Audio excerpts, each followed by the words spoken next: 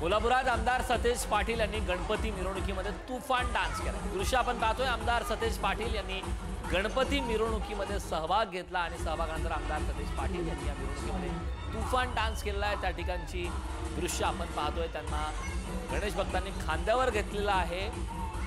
सतेज पाटील हे डान्स करताना पाहायला मिळतात। तुफान असा डान्स त्यांनी केलेला आहे। खरं तर गणेश भक्तांमध्ये एक वेगळा उत्साह आहे।